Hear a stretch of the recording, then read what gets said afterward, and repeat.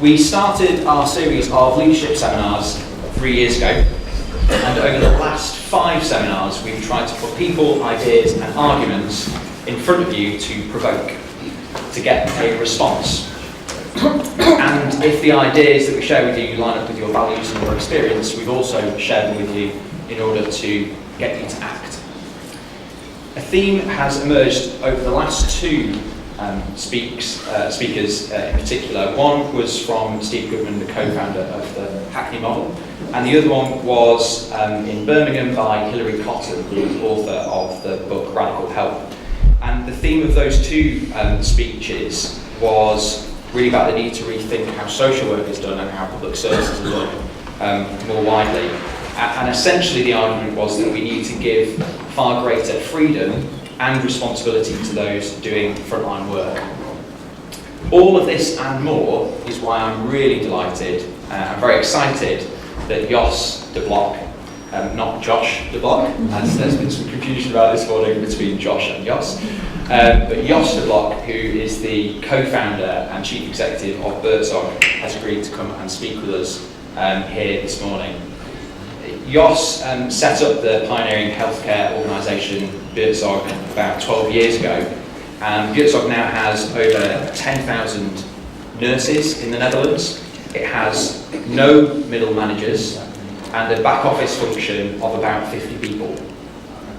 The model is being shared in over 24 countries and is based on the principles of low bureaucracy, high professional trust and self-organising teams. Given the environment at times of risk-averse, procedure-heavy and paperwork-dominated social work practice here in England, we thought there would be some really interesting leadership lessons to hear from Jos that could be applied here in the UK, and more specifically here in the UK's children's social care system. Jos started out as a nurse and disrupted the healthcare system himself from the inside and from the bottom up, and it's therefore my great pleasure to welcome Jos de Blok to speak to you this morning.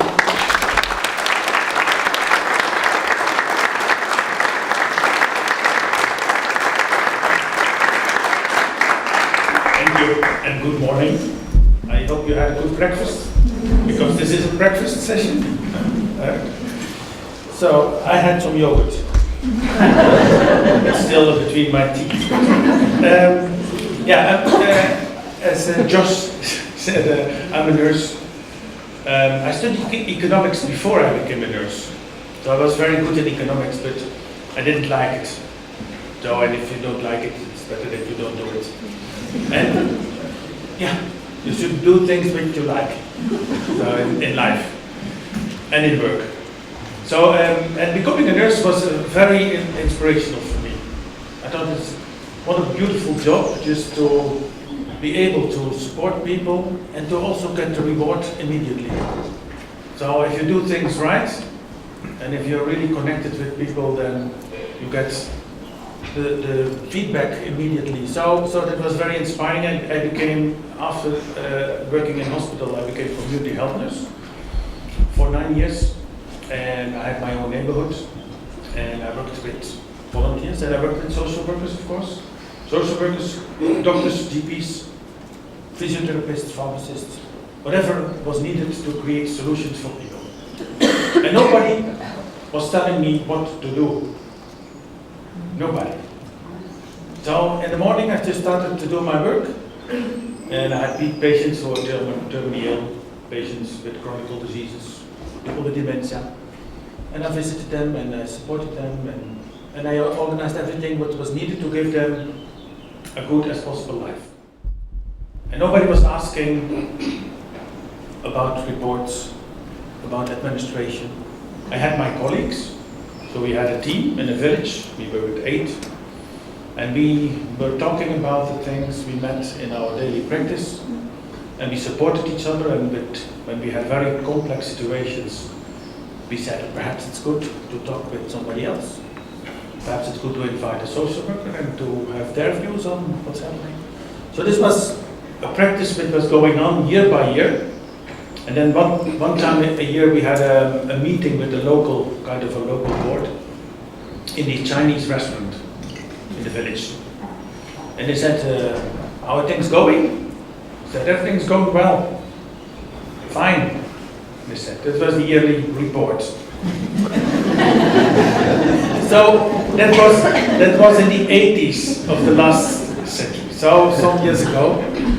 And then in the 90s, the system changed in Holland. We introduced new public management. Thank you for that. Yeah, you destroyed a lot of things in the world. I don't know. It doesn't come from the UK, new public management. Yeah. And a lot of countries are struggling with this. And also in Holland, we changed community healthcare to home care. And from home care, a lot of people were delivering tasks. And we split everything up in different activities. And we created a massive bureaucratic system in just 15 years. So we threw away all the knowledge and all the wisdom we had built in many years, because we started in 1875 with district nursing.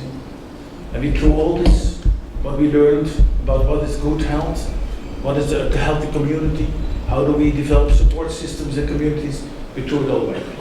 So in 1994 I became manager, director in the home care organization, because I had the idea that I could change some things. But there was a big development of merging going on in Holland. All these local organizations were merging to big home care, regional home care organizations, and it was terrible. So every time again, the idea was that the healthcare should improve, but the quality decreased and the costs increased. So that was happening all the time. So in 2005, after done a project in Ukraine for 4 years, implementing primary healthcare, I thought that perhaps I can change something when I step out of the system. So I designed a model with some friends. So for 2 years, we were having a lot of beers and nuts every evening, and then we were inspired, and we got inspired. And I designed a model that said, if we want to change the perception of healthcare in Holland, we have to go through a kind of transition. So we didn't want to start just a new organization or company, but we want to have a real discussion about how does the current system in Holland work and what are the results of it, because I saw that the quality throughout the years became worse and the costs went up. So, and that became Buurtzorg, so I called it Buurtzorg because it means neighborhood nursing care. And my idea was that you have to find solutions in the neighborhood. And when it's about healthcare, social care, you need to connect with the neighborhood, because families, the culture, the networks of people are there. And if you work together with the neighborhood, then you have a lot of different solutions possible for people. And you understand more and more the culture of the neighborhood. If the region is too big, it's impossible to be connected. So it's easy to connect with a neighborhood of 5,000 to 10,000 people. These are the principles. So I said, let's look at people from a holistic perspective. So people are not the diagnosis. People are not the problem. They have a life, they have a coping strategy, they have a family, they have a history, and you have to see it as a whole. So we said we have to integrate social health care, prevention, care, cure, and see it as the whole context of the patient. Then we said we focus on relationships. When you build a good relationship, you get a lot of information about what's really going on. So if you're pushing people to strategic behavior, they won't tell you what's really happening. So systems does that. If you say to people, you can get only half an hour of my time, no, this is not a very good start to build a good relationship. But if you drink a cup of coffee together, if you say, I will be there when you need me, then you get another start. So relationships are very important. Also the relationships between nurses. So the idea was, nurses can do a lot by themselves. Most of the things in daily practice they can organize themselves. And if they find their own colleagues, and if they discuss with their colleagues how to do things, they will manage everything themselves. So relationships are very important. Then we had a system where you needed to have an assessment before you were allowed to get home care. So we said, we are going to try to get it away, this assessment institute, so it's better that the nurse themselves make a kind of an assessment. And we focus on the solutions. So we had a system of very many products. We have nursing, nursing care extra, nursing care special, personal care special, guidance extra, a whole list of products. Instead we throw the whole list away and we are going to focus on what we can achieve for outcome. So we introduced a new system called the Omaha system, but it's supporting the nurses in their daily work. Then we said all the administration that has to be done by the nurses, they spend too much time on that. They have to calculate, have to have all the codes in their heads because of this different product. They needed to calculate so many minutes for this and so terrible. So we said we are all going to integrate it in our IT system. We will build an IT system which is really supporting the nurses in their daily work. So that they are not bothered anymore with all the necessary administration. They will make care plans together with the patient, but that's, I think, useful. And also working towards goals, that's important that you work towards something. So, but we put it all in our system and we created kind of a Facebook to share all the experience between the nurses. So I said, if we can have a platform where we can exchange the information, we can also develop data, we can use it for everything, then we have, I think, a good backbone which we can use for all the teams we were expecting to exist. So but it just started with one small team in 2006. And then what I already said, the scale of the neighborhood was very important principle. So 5 to 10,000 people, then you can connect because there are, for example, in Holland, 4 or 5 GPs. Shivers. So it's easy to connect with 4 people, and when the region is too big, it's impossible. So this was the situation in 2006. A lot of frustration, a lot of similarities also with what I hear in the UK. So patients are frustrated, nurses are frustrated, and it's not only in the UK; it's everywhere. So it's in Germany, France, Finland, whatever. So it's in general. It's because of the new public management. In 2006, the clients were very frustrated. All the clients, when, for example, they had severe dementia, they got sometimes 40 different people at their house in 1 month. And it's impossible to build a relationship with so many people. So their lives were disturbed all the time. So they said we need continuity in person. So the same person who is coming as much as possible and understands the problems of this family. So. And then the professionals, it was terrible. A lot of professionals, a lot of good, educated nurses quit their jobs. 50% of the bachelor nurses between 1995 and 2005 quit their jobs. 50%. Went to work in shoe shops and so on. So we started in 2007. I had the inspiration of the 80s in my head, without bosses, without management, without bureaucracy. So this was my inspiration. So I said we are creating teams of with a maximum of 10 people, which organize everything themselves. They connect themselves with the doctors, with all the networks in the neighborhood, and they organize everything themselves. So they are 24 hours per day available, and they schedule their activities. They get the referrals from the doctors and the hospitals or the families themselves. And that's what they do. And when it's a logic pattern, it will organize itself. So if it's logic what you're doing every day, then it's very easy to organize it together. So every nurse is responsible for several patients. So an average team has around 40 to 50 patients at the same time. And every time again, one is the personal guide of one of these families. So and they coordinate the care around this person. And every time again, when a new patient comes in, the one who's working tries to find out who can have this patient. And every Thursday they sit together and then have a meeting. And And all the scheduling and all the activities are in the system, in the IT system. So they work with iPads, and they can find the information on the iPads, and everything is digital. So they have always everything in place. So by registering the things as they do, we have all the data to bill it to the health insurance and to pay the salaries and to do research on data. So that was one of my friends. He was a musician, but he was also an IT strategist, I call it. But because it was very important that he was a musician, because he composed a very nice IT strategy. Almost sound like music. And this was what happened. So we started with one team, 4 nurses. I started to work again as a nurse, doing a lot of evening and weekend shifts to reduce the cost. So I still could it. So I didn't work for 10 years as a nurse. I was director of innovations. Very important role. Yes.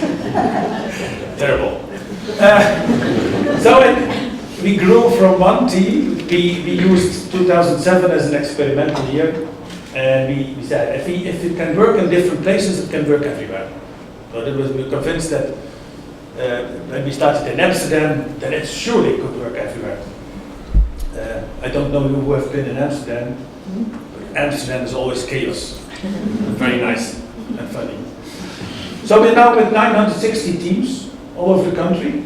All these teams are working just by themselves, organize themselves, and taking care of patients, very complex patients, and everything goes well. So we have 10,000 nurses now.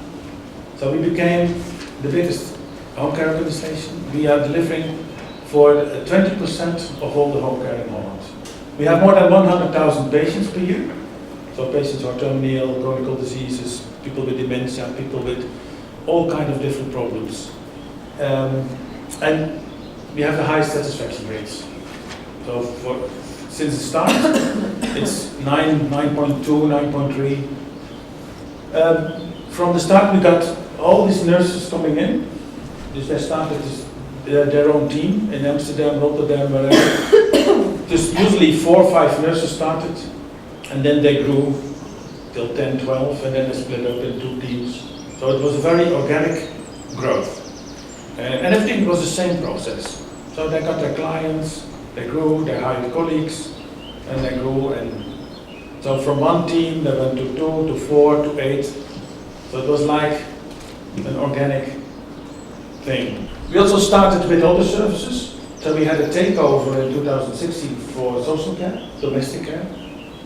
And it was an organization who got bankrupt, and the ministry asked us if we could also participate in the solution. So we had 2,400 workers from one day to another, working from a very hierarchical organization with 6 layers in self-organized teams. Without training, without instruction, we just asked them, like these kind of groups, we asked them, do you think you can work together in a neighborhood where you live? Then on a table. And they said, yes, of course, we think we can do that. And from one day to another, we raised the salaries. That was the first thing, because they were very badly paid. And then they started to work from one day to another in this hotel. Everything went well, no problems. So it became the most profitable part of the organization, by raising the salaries. So that's a good economic perspective. So there are now 4,000. So we have domestic care teams all over the country, and they're working together with the nursing teams, but they're not integrated. Because the service is different, and you should not integrate different services. So that's a discussion in a lot of countries. Multidisciplinary teams, you should be careful with it. So you can work multidisciplinary, but then on a network base, not on a team structure. That's my advice. This is the turnover growth. So we had a turnover in 2006 of €400. It's a bit 400 pound, or 500 pound. Is the pound more or less than the euro? Then we grew till 400 million now. So we had 6 more zeros, but our financial model stayed the same. So I built a very simple financial structure.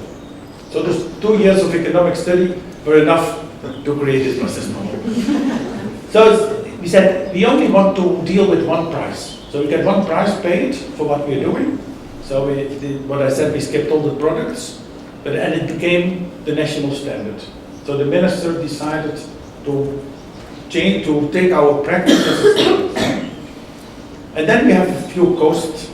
We have the salaries, we have the offices, every team has their own office. Then we have the overhead costs, just 8%. And then we say, okay, in total, these are the costs, these are the income, and if the income is higher than the costs, then we do it well. Huh? That's just like home. So, and everybody knows, all the teams know what their income and costs are. So we said, okay, if you have 60% productivity, then everybody's doing well. So every team knows that that is the guideline. And every year, exactly, we have 60% productivity. Without talking about it. No reports, no stress, just having reasonable values and things. This is our structure, so we don't have a structure. So it's just 10,000 nurses working in networks. Then we have a back office, we have an office where they do the administration. But they're only working 50 people for 14,000 workers. So we have 4 ladies doing the salaries for 40,000. We have 6 or 7 people at the financial administration. So if you keep everything very simple, you don't need so many people in the back office. So when we automized almost everything, we have coaches. So the coaches are doing the support of the teams when they need it.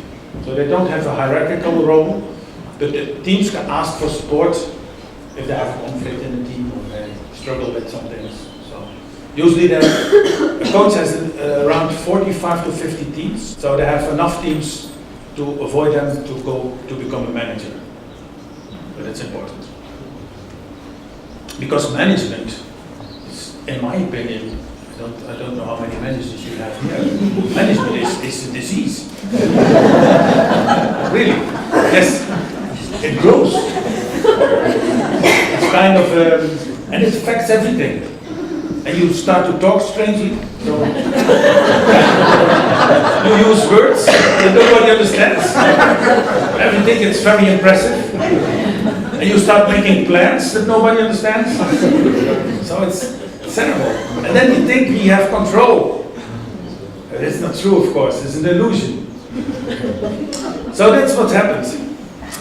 So we don't do that. So we have coaches. Then we don't have a management team. We are now celebrating our 12.5 year existence in May. And we never had one management meeting. We don't make minutes. We just sit together with the people when it's necessary to, if there is a problem, to solve the problem. So, and it can be different people. So, and I'm one of the directors. So 2 directors, that's it. That's our management structure. We had a high the patient satisfaction. At the moment it's 9.2. You can check it on your phone. It's if you, then you can see it. Then I'm not cheating.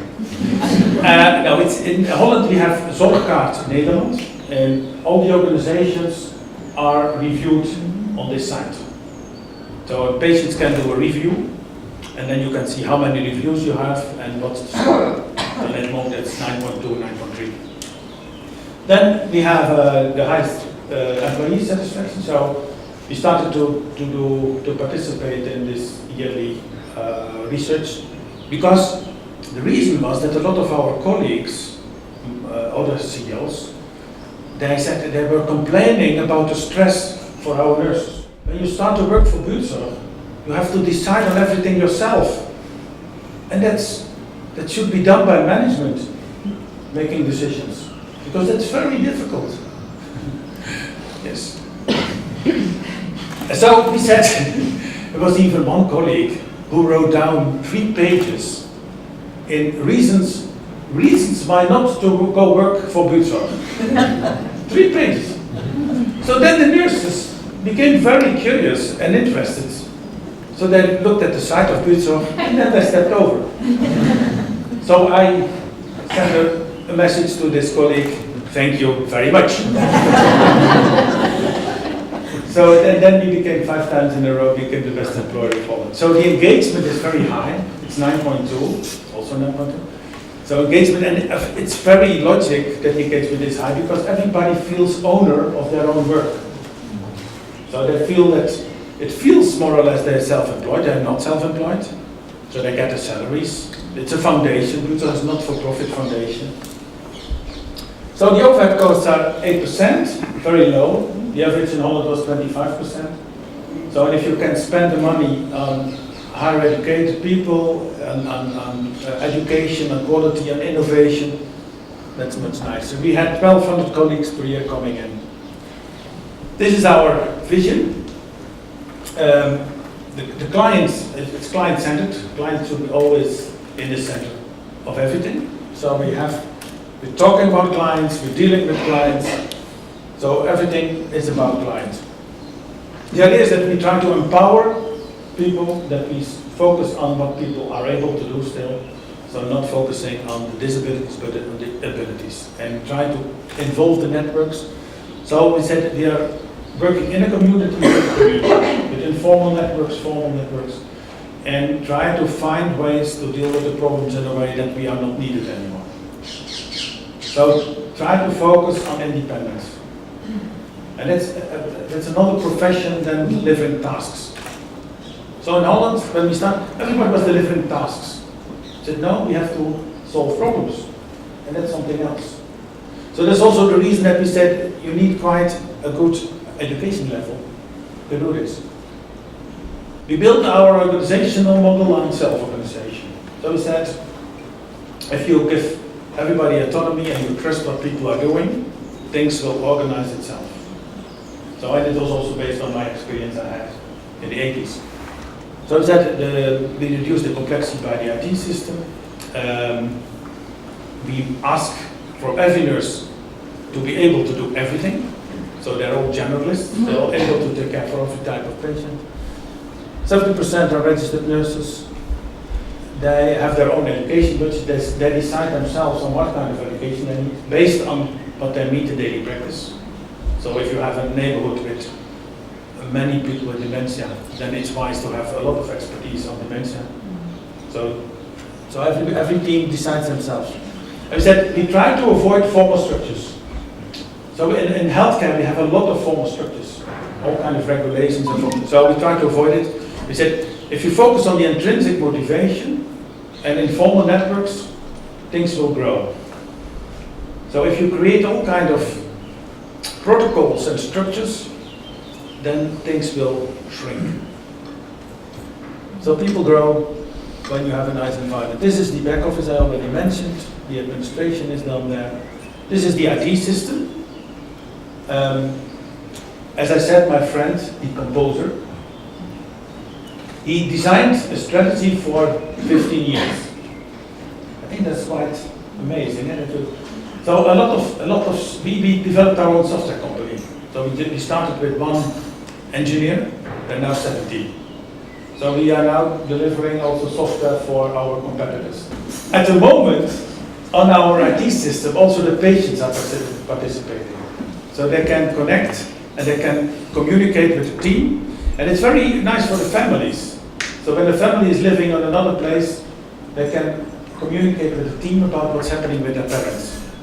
So that's it's amazing what the results are. But we also start with a lot of other services. So we do youth care, we do mental care, domestic care. So every time again there is somebody who says the principles can also be adapted on this service. So we say, oh, let's try it, and then we make a small experiment, and when it's good, it's happening everywhere. So for example, this one, Buurtzorg is assisted living. We see if you can keep people in their community, it's better for the quality of life than to put them in nursing homes. So we're going to build small groups of houses, 15, where people can stay if they can't stay at home.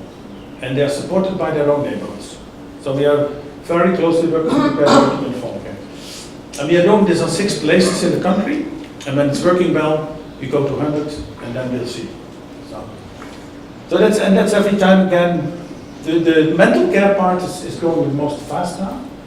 So one of the health insurers asked us to become the disruptor of mental care in Holland. So that was quite an achievement. So this is what it's financial. It's very steady financially. It's always the same. Very dull. But what we've shown by doing this, and that was a very important thing from the start, is that there was a big cost reduction. Just by doing the right things, it led to savings of 30 to 40%. So it were two big researches by Ernst & Young and KPMG, and it showed that compared with the average in Holland, this led to better outcomes. So by working with more expensive nurses, you had lower cost per client. So nobody, also politicians, they almost couldn't believe it. They think if you lower the price per hour, then healthcare becomes cheaper. But it's all about doing the right things at the right moment. So, and we worked very closely together from the start with the government. So we had a lot of struggles in the system because nobody thought that by doing it this way, you could control it.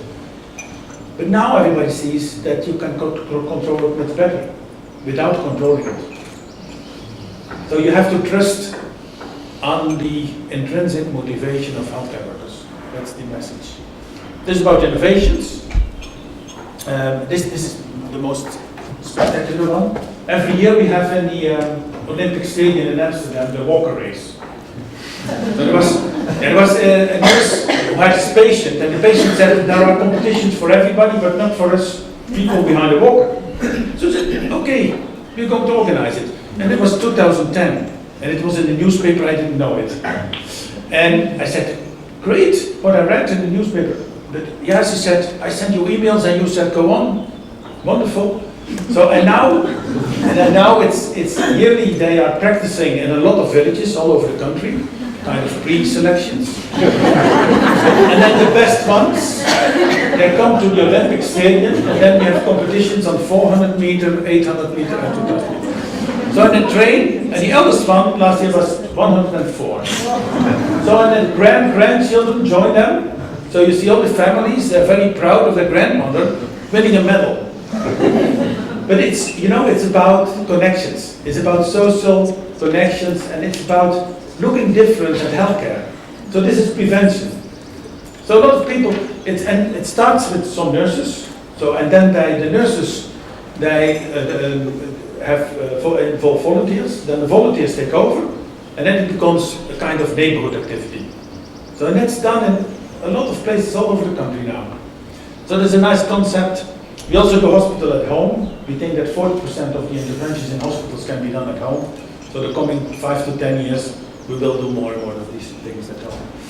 I'm almost done. This is the last slide, because we got more and more attention from a lot of other countries. So I was in 2010 in Japan, in Minnesota, in the US, in Sweden, so we started different companies. And at the moment, it's all over the world. I just came back from Vietnam. I was invited by the University of Vietnam. Before that, I was in South Africa. South Africa is developing a national health insurance. And everybody's trying to find models which are effective and which don't make the same mistakes that we are making in our healthcare systems. So I'm a lot with, also with ministries and people who want to understand how it works. And they often don't, they don't even know how simple it is, because it's so logic and so simple. But we made so complicated systems. So this is what I think I wanted to share. The last thing is about the books. Some books I could advise you to read. Frédéric Laloux wrote Reinventing Organizations, and it's about the current development of a movement all over the world that organizations should be based on self-management, wholeness, and evolutionary purpose. So that's Laloux. And the other one is about integrating simplification. So where in a lot of organizations we make things very complex, you should simplify things. So integrating simplification, integrating intelligence. That's also the next book. And then the third book is about self-management. How does it work? So if you have read all the books, then you know what to do. So good luck in the UK, and I hope you stay in the European Union. This is what I wanted to share. If you have any questions, then you're welcome.